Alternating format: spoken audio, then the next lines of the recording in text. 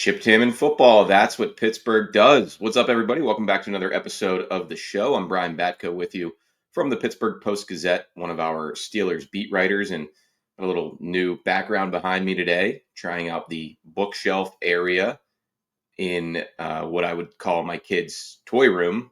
So I can't always be down here if they're here going crazy. And I got to be upstairs in the office, but figured I'd give this a shot for today's show with Arthur Moats, our special guest, former Steelers outside linebacker.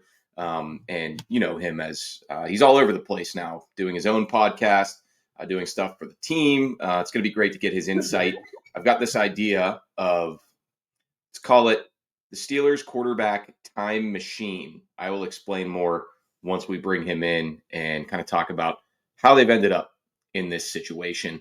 As always, show's brought to you by Pella. No better place to get new windows and doors installed in your home than from Pella. They can help you save on your energy costs year-round. Schedule a free in-home consultation with your local Pella Windows and Doors to find the right product for your home and your budget. Give them a call at 866-593-1560 to discuss your project further.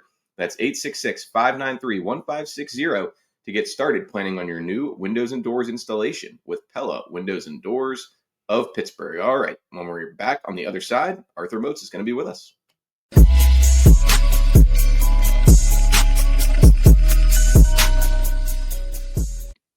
All right, there he is, Arthur Moats, good friend of the show. He's been on here before. You know him as former Steelers linebacker. What's going on, my guy? How are you? Man, enjoying this here off season and this here quarterback roller coaster that we are still on as we are all the way in the middle of May, getting ready to be in the back of it now. It's craziness, man. Absolute craziness, but what's can't going to happen complain. first? They reopen the steel curtain roller coaster at Kennywood, or we get off the quarterback roller coaster here? I'm looking at Kennywood is looking real nice right now. Okay.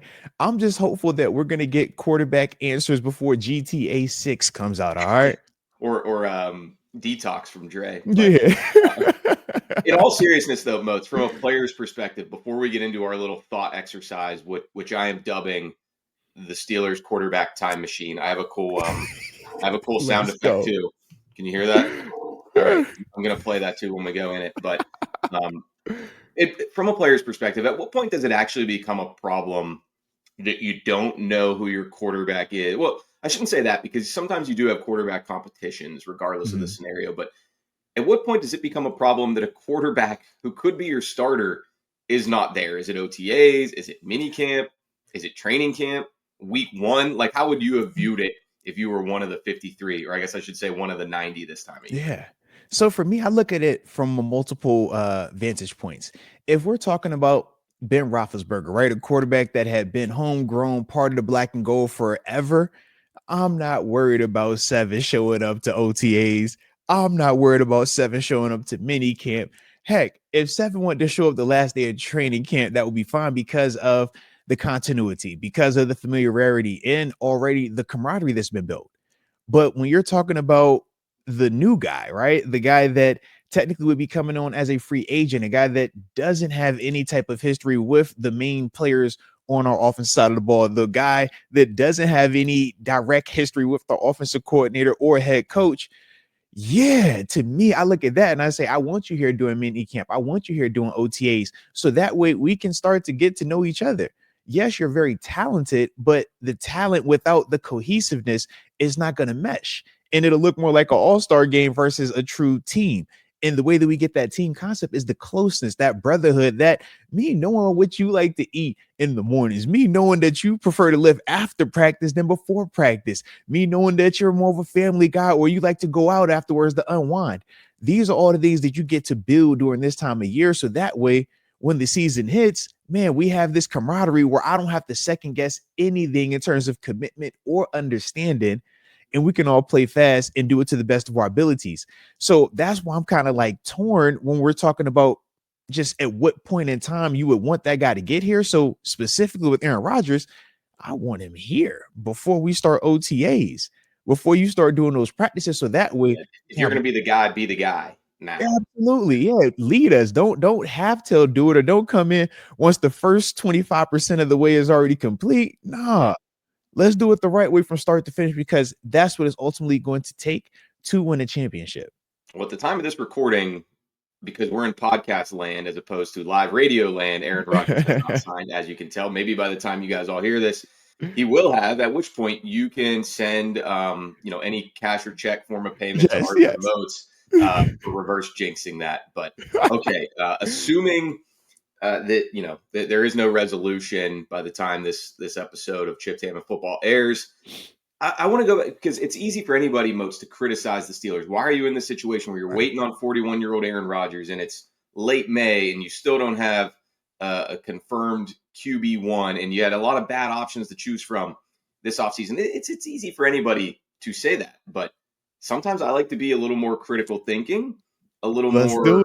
it. What could they have actually done differently if we go back Mhm. in time and look at the various circumstances that they were in? So and by the end of this, maybe you'll say, man, the Steelers did have a lot of chances. They screwed up. They screwed the pooch on this one. Or maybe you'll say, second guessing wise, Omar Khan and Mike Tomlin and Kevin Colbert Mhm. before him, they didn't have a lot of great options. So let's go all the way back to when you were still playing. Ooh, Not for the Steelers necessarily, but this is okay. to me the first year that you can kind of get into why did the Steelers not have a better succession plan? Right. 2018. They did end up drafting Mason Rudolph, but everybody's big what if is what if they would have taken Lamar Jackson You're in the correct. first round Yes. over Terrell Edmonds when he was there. Viable suggestion, Moats, or do you feel like Ben Roethlisberger was still that guy at that time? Yeah. Would Lamar have even become Lamar? How would Ben have reacted to that? Is this a reasonable area where we can go back in the Steelers QB time machine and second guess? Well, first off, I love the fact we started at 2018 because, yeah, Lamar Jackson most definitely is the unicorn, right?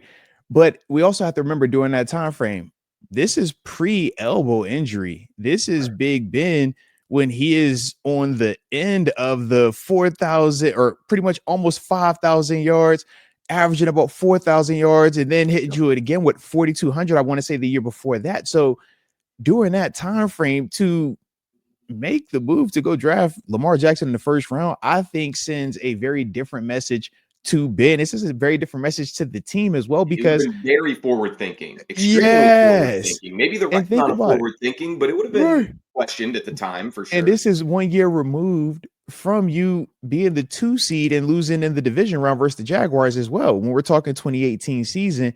So it's a lot of you still are questioning if that group is good enough already to win a championship or if you need to just add one more piece. So I could understand 100% them moving on from the decision to pick a Lamar Jackson, who also at that time frame you would have had to shift it the whole offense.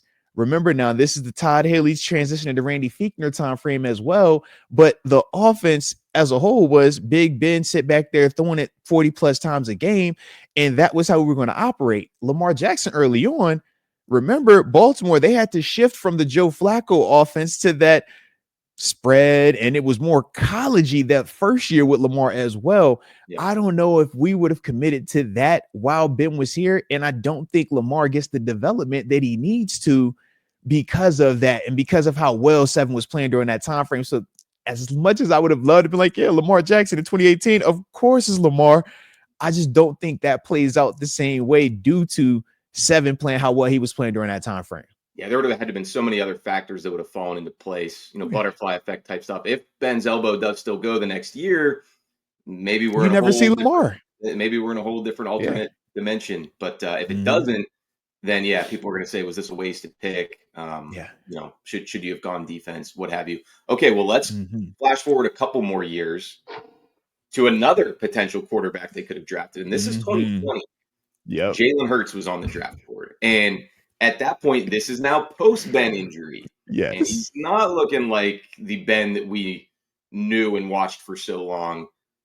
I mean, it was still in him, but it wasn't the same.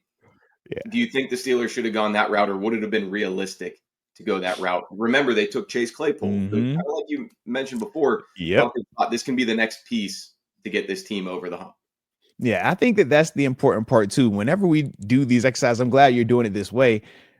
don't just say, oh, we should have took this guy. Let's say who we should have took him over, because Chase Claypool was the pick that we made prior to Jalen Hurts coming off of the board. So that was a legitimate opportunity for us.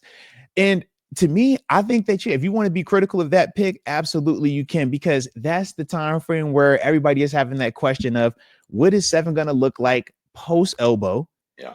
And then on top of that, how close is this roster to winning a championship? Now, this is always the hard part. And what we always say when you're dealing with franchise caliber quarterbacks, even when we saw with Atlanta with Matt Ryan, when you're talking about the Chargers with Phillip Rivers, the Giants with Eli Manning, everybody kind of goes through this phase of, all right, do we make one more run at it? And I think that this was that we're going to make the one more run. We're trying to get a big body receiver, Chase Claypool, different than the Jujus and the Antonio Browns of the world. But at that time, it's like, man, to move on from 7, I think personally would have been still feeling premature-ish. But when you look at it, hindsight 2020, you're like, yeah, that would have been the best decision, because we always say from a business standpoint, you want to get rid of the asset before it loses its complete value. That's different, though, when you add the feeling element of this is the guy that's led this team to 2 Super Bowl championships and a ton of positive moments. And I think that that was where the Steelers were kind of torn and ultimately decided to go with the emotional human side of it versus what we all would agree, looking back on it, would have been the better business move to go ahead and get a Jalen Hurts. Even if 7 plays at a higher level that year, you're still only looking at maybe 1 to 2 more years of him being available. And at least with Jalen Hurts, you don't feel like you would have to have changed your offense completely to the extent that we see with Lamar Jackson. But at the same time, I just think that that was one of those internal decisions where you fall in love with the history so much that you don't do that progressive move that you probably should have made, which would have made more sense from a business standpoint. Yeah, that's an interesting pivot point for sure, that 2020 Mm-hmm. draft, because you didn't necessarily know how Ben was going to look coming off the injury. And, I think that's a good point, too. I mean, the Steelers, they've been ruthless at times in the past. Kevin Colbert and Omar Khan have had ruthless Mm-hmm. moments. But as an organization, I don't think they have that cold and calculating reputation that Howie Roseman and the Eagles have, which they had Come on Carson now. Wentz in place at that time.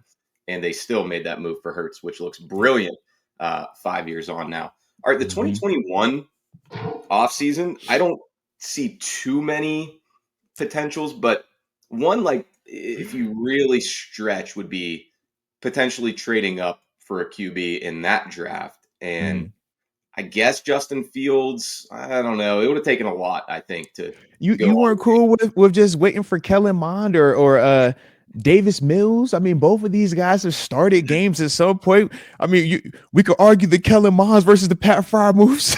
That draft fell off a cliff, really, at QB. Man, Because, I mean, hey, even oh, Mac Jones was like the come next on now. guy Yeah. in that draft after Fields who went. So Mm-hmm. And I don't. technically, he has a Pro Bowl under his belt. Yes, he does. So does Tyler Oh Huntley. my But yeah, I don't know if there's God. really anything in that offseason that the Steelers seriously looked at QB. I mean, I know they liked Fields coming out, but Mhm. I think To maybe we should move up to table where this. you would have had to move up to get Fields, though, Let's that would have been table. a lot of compensation draft capital wise. And you still have to remember, we still had Ben Roethlisberger on the roster at that time as well. Yeah, let's table Justin Fields because he's going to come back in the time machine. We're going to see him again in this trip Mm-hmm. down memory lane and much more recently. All right, we are now in 2022. There's this offseason, if you remember, Moats, I'm sure you do. We were talking about a different name at quarterback every single Mm-hmm. day because it was the Every first day. it Yeah. was the first post Ben offseason. The And exciting time of it. yeah, I do remember Mike Tomlin talking about how excited he was for that new challenge Oh and man. feeling uncomfortable but embracing it. And it's just like, Yeah. all right, Yeah. now Yeah. we see how that can go. But I think there's a lot of different avenues here. I think first of all, you could just rip it up and say, let's just not take a quarterback in this draft. We know they took Kenny Pickett in the Mm. first round. And as you look We at, could have just waited. We could have just waited to the last pick. Would have been fine. I was going to say, if you look at that Yeah. class, other than Brock Purdy as Mr. Irrelevant, other than somebody in the Steelers front office standing on the table and saying, we got to take this guy. He's about to be making 265 million in a few years. There's not really much else they could have done. Like maybe Malik Willis. He seems like someone who's kind of got a chance to revive his career a little bit as a backup in Green Bay, but it's not like Desmond Ridder or Sam Howell or Willis or Carson Strong has turned out to be someone who makes you regret taking Kenny Pickett. Now, I would ask you this then, because we know more so we talked about the draft, but that was also the offseason where we were doing free agency moves. We had brought in Dwayne Haskins. Obviously, we know he passed away that offseason, RIP to him. Also, Mitch Trubisky was one of those guys that, in fact, when free agency first opened up, that was literally the first phone call it seemed like they made. He was under contract while all the other options, I think, was a Jameis Winston was available also during that time frame. Jameis, I've got some guys written down here because we can all agree that the Mitch Trubisky bridge experiment did not work. I mean, it just didn't. He didn't play well enough. Simply put, like he didn't give Kenny time to sit, and even when he got other chances, Mitch didn't come through. So Jacoby Brissett was out there that year. He's doing the backup quarterback commercials, so he would have been the ideal caretaker, I guess. Jameis was out there. Come on now. Was out there. Joe Flacco was out there. Nick Foles was out there. Josh Dobbs. And then shout out to Dobbs.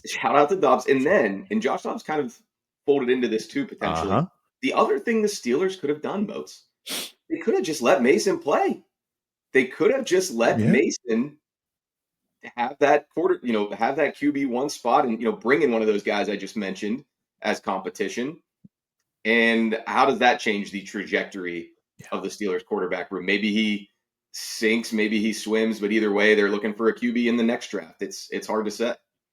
No, without a doubt. And I think the thing that made them a little bit hesitant about allowing Mason that opportunity post Ben was because they got a chance to see him when obviously 7 went down was at 2019. Yeah, that 2019 season kind of it changed the result, the trajectory for Mason into the negative way. Absolutely. Yeah, because now you're no longer looking at him with optimism or the hopefulness of I haven't seen anything negative. We saw him have positive moments. We saw him get concussed. Then we saw it kind of get weird at the end of the season. The Doug Hodges era as well come in there. So when we think of all of those different variables, I just think when we got to, 2022, we're all saying to ourselves, do we want to, experience that roller coaster again, or do we want to insulate ourselves? And I think that was why there was so much more urgency to bring in other people into the fold versus how this offseason where we're like, all right, yes, we're looking at Rodgers. Yes, we were looking at Russ or Fields, but hey, Mason Rudolph, we still feel a little, we feel more confident at this stage with Mason than we did back into the end of 2019, 2021, or 2022 timeframe. While we're in this time machine looking at different routes we could have taken at quarterback, I do just want to pull aside Mason for a second and tell him, you're not going to believe this.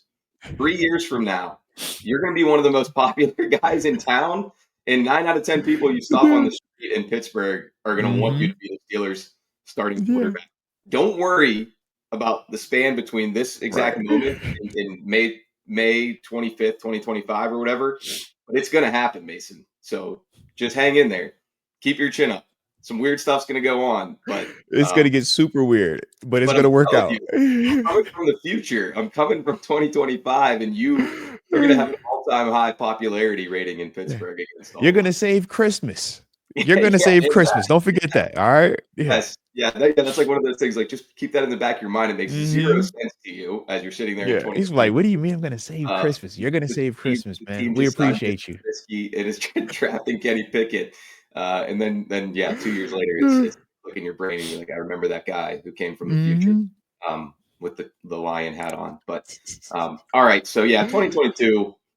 It was an offseason much like this one. There just wasn't a lot of palatable options post Ben, and that's why it goes back to really what I think we both kind of agreed upon would have been a tough decision, but a super a foresight decision to take that Jalen Hurts in that 2020 draft. So, all right, let's flip ahead to 2023.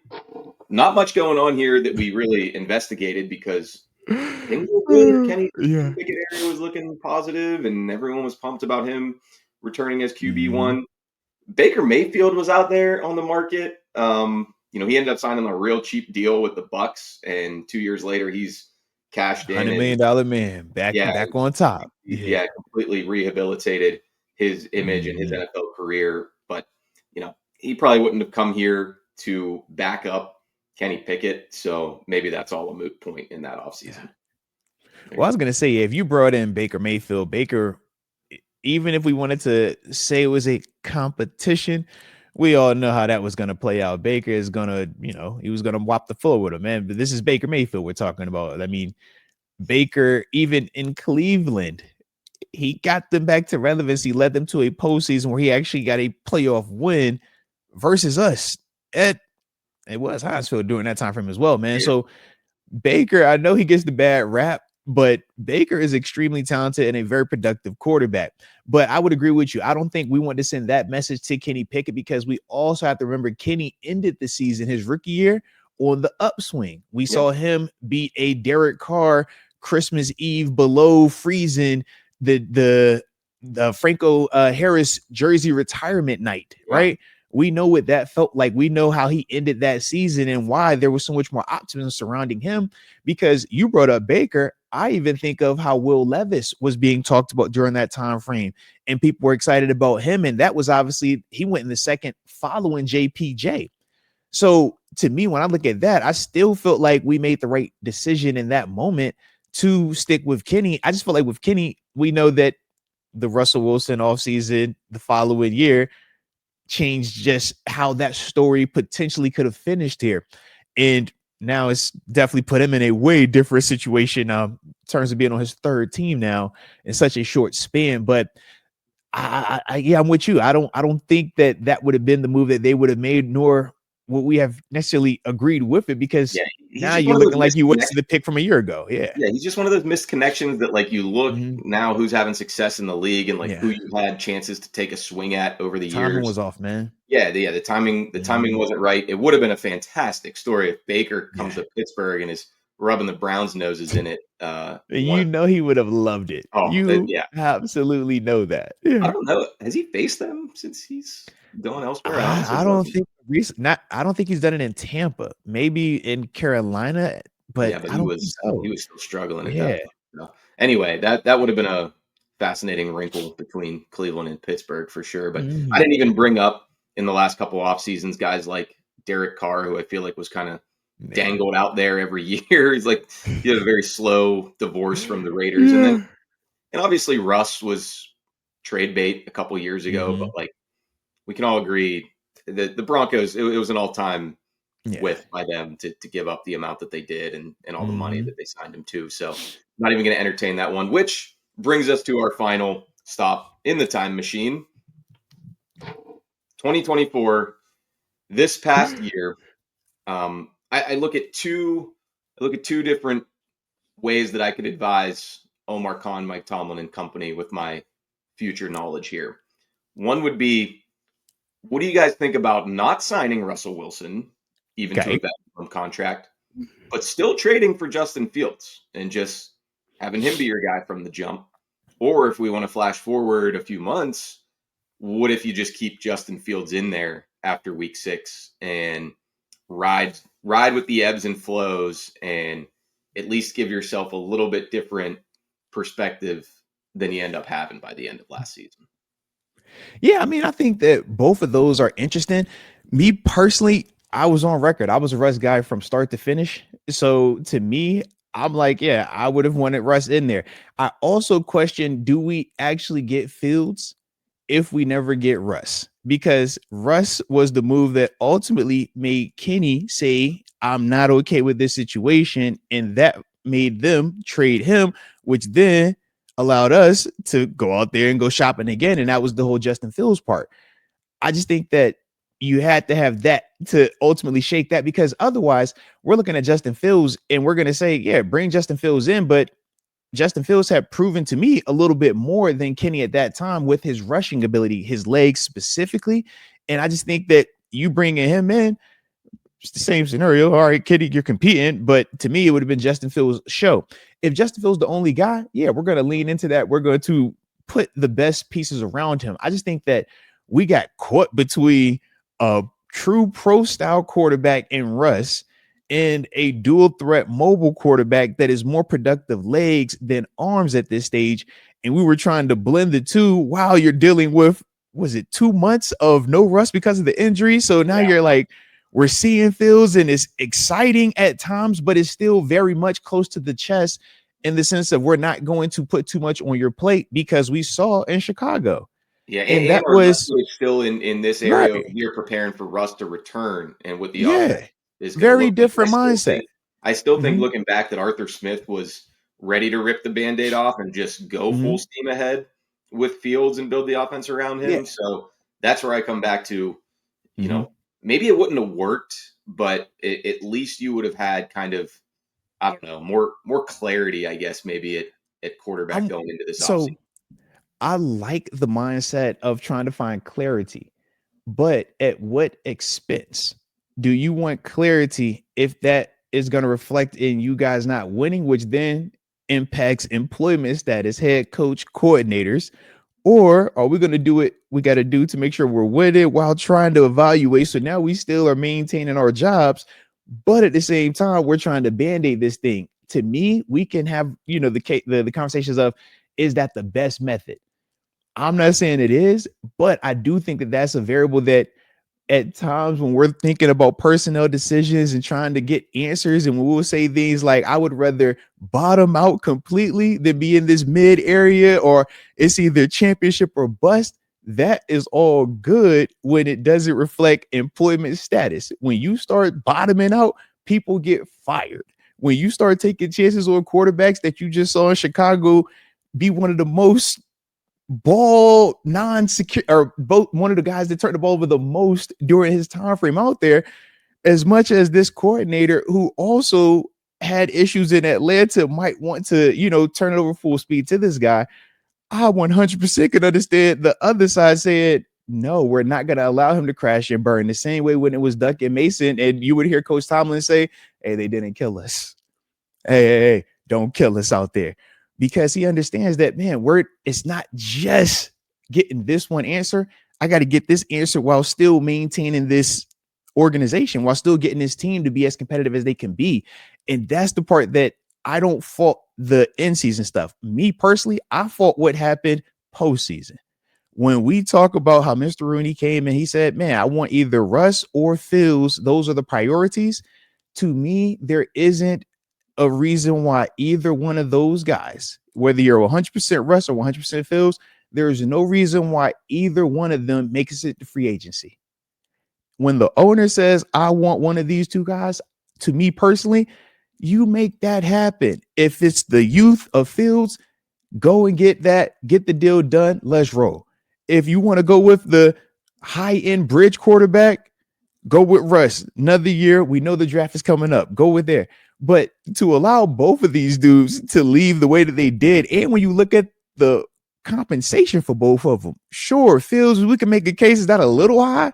Yeah. But what we're talking about numbers wise for a quarterback, oh, it's most definitely affordable. And when you look at our cap situation, so that's my biggest frustration. It was how they handled it once everything ended season wise.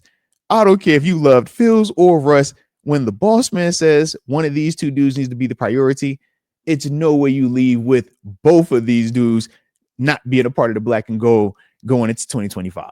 So you didn't even need a time machine to go all the way back to 2018. Yeah. You go back like 3 months. You're like, just take Because me as back soon 90 as free days ago. Yeah. listen, as soon as free agency started and you see Justin Fields sign with the Jets, then you fast forward a couple of weeks later as we're still on the Aaron Rodgers wait, and then Russell Wilson signs with the Giants. I'm just like, why? How? Either one of these dudes. Heck, when Fields signed with the Jets, to me now it's like, okay, this simplifies it. You're gonna bring back Russ. You know what this is. This is the 1 year element of it. Let's go. But Yeah. it was like we were almost trying to leverage each of them against each other. And now here we are sitting here with what's the old saying? A bird in the hand, better than Yeah. two in the bush, right? It was like, oh, yeah. Hey, we could go get that out there. It's real nice over there. I know this is in-house right now, but that's really nice. And now we're sitting over here twiddling our thumbs, hoping that this guy either decides to sign and not retire, right? Because That's the other part. It's like, yo, this dude really might just retire. It's Yeah, crazy. I was pretty skeptical of that, but to go back to what we started the show off with, Moats, I mean, he knows as well as anybody how valuable that time is in the offseason, Mm-hmm. especially when you are coming into a new team with new Yeah. players, new staff. And he just did this 2 years ago with the Jets. Yes. So that does just sort of make me wonder is he contemplating hanging it up more than we think?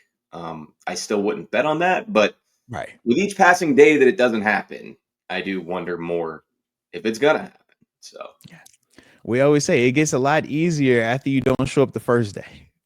That second day is always ain't that bad. Then that third day, you're like, it's not that bad. Before you know it, you're like, hey man, I ain't tripping on this. yeah, But to me, man, I agree with you. I think that he is still ultra competitive. Me personally, I think that this part is more so due to what happened with him last year. He was at all of offseason workout or in terms of OTAs with the Jets. He sits out mini camp. We know how they treated him following him sitting out of mini camp with the discipline and stuff. From that, he felt some type of way about it. I look at that and I say, well, you know how to avoid that? Just don't sign anything until that is already completed. I yeah, kind of look at it that way right now, man, because I can understand where he was specifically coming from. Granted, it's not how it's supposed to be, but for Aaron Rodgers, if he's telling you I was here for all 10 OTA practices, why are you, chastising me for not being here for the mandatory 3-day portion, which we're only going to be doing review of the 10-day practices in the 3 weeks that we've already went over. At that stage for Aaron Rodgers, I can understand that argument. yeah. And I can understand why you should give him that grace. Yeah. I'll never be able to come at this discussion from the perspective that you can. I just look at it as okay, Aaron Rodgers, he probably has earned the right at this point in his career to operate this way if he sees fit. But that doesn't mean that the Steelers or any team that you Mm-hmm. root for or follow or cover as a beat writer has to be the team that Absolutely. allows and permits and goes along with that. So Absolutely. that's where the difference of opinions come in, I guess, between um, people who agree with No, that's Rodgers real and though. Absolutely. Yeah. so And when it's called mandatory and you don't go there, you do open yourself up to potential negativity. We all say you have to know who you are. If you're Antonio Brown during the Killer Bee era, you could get away with showing up late at times. right. If you're Arthur Moats, you don't get to show up late at times. You better be If you're early. Aaron Rodgers, yeah, you better be early, right? If you're Aaron Rodgers, you might have felt like, hey, I don't need to be here for this because of my track record. But if from the Jets perspective, they're saying you're the leader, you're new here, we're trying to change the culture, then I can understand them also saying, no, you were supposed to be here. You decided to not be here. If you wanted to take that trip, you should have done that when it was voluntary. So I can see it from both perspectives in it. Like I said, it's unfortunate when you're dealing with Aaron Rodgers because I do feel like he holds that stuff a little bit more against the people. And we saw with their relationship at times, yeah, we saw that awkward, solid, excited one to hug him. And he's just like, hey, easy, big fella. Yeah. And then a couple weeks later, Salah's gone. He's big hugging everybody out there. You're like, hold on now. I mean, there's some personal dynamics that It's like, this doesn't look right. This isn't adding up. Yeah. somebody might write a good book about someday, I guess, those couple seasons. Yes. But all right, Moats. Well, hey, I kept you longer than I expected. That's how fun the Oh, time machine was. Anything you want to add or promote before I let you out of here? man, well, you already know, man. If you want to check out my content, I'm on YouTube, Arthur Moats, type it in, or arthurmoats.com. That's where all the content is at. And of course, on everyone on social media, just type in my name, you'll see me over there. Some of the absolute best Steelers insight you can get these days from my friend and yours, Arthur Moats, the Body 52. All right, man. Have a good one. We'll see you soon. All right. Hey, no doubt. Appreciate you as always. Yep. See you, man. All right. There he goes. Arthur Moats. Always enjoy having him on the show, getting that former player's perspective. And he's just a fun, friendly guy to talk to. So I hope you enjoyed this episode. As always, brought to you also by Goldberg, Persky, and White. If you were diagnosed with mesothelioma or lung cancer, call your local attorneys at Goldberg, Persky, and White. For more than 40 years, their firm has represented thousands of lung cancer and mesothelioma victims. Call 1-800-COMPLEX or visit gpwlaw.com for your free consultation. OTAs begin today, Tuesday. They will run this week through Thursday, and then they'll be back again on the field next Tuesday. I say all that to say you don't want to miss anything from us at the Post-Gazette and our team covering OTAs wall to wall, me, Jerry, Ray, Chris. I think Jason Mackey's going to be down there. So don't miss it. Go to the website, go to the YouTube channel. We'll have plenty of written and video content. I'm Brian Batko. Thanks for joining us for another episode. We'll see you next time.